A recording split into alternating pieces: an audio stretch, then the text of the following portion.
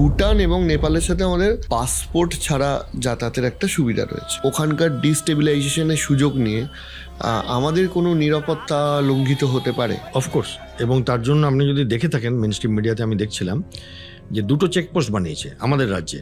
একটা হচ্ছে SSB checkpost, সেখানে এসএসবি চেক করছে যে কারা ঢুকছে।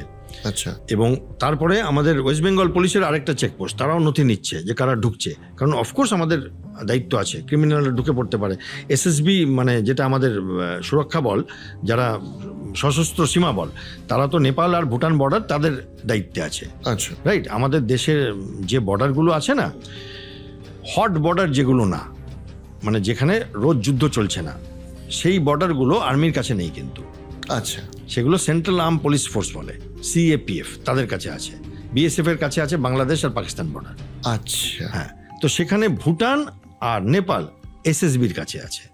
এখানে ক্রিমিনালসরা চলে আসতে পারে, অনেক রিফিউজি চলে আসতে পারে যদি গন্ডগোল চলে। তার জন্য প্রত্যেকটা স্টেট পুলিশ, এই 5টা স্টেটের স্টেট পুলিশ জাগ্রত হয়ে গেছে, এসএসবি জাগ্রত হয়ে গেছে, ভারতবর্ষ জাগ্রত হয়ে গেছে। কিছু তো ঢুকবেই, দেখুন পোরাস বর্ডার, এতদিনের সম্পর্ক, কোনো ফেন্সিং নেই, কিছু নেই, মানুষ তো ঢুকবেই। হ্যাঁ হ্যাঁ। তো ফলে বাট আমার মনে হয় সেটা ম্যানেজেবল, ভারতবর্ষ সেইটুকুনি ম্যানেজ করতে পারবে।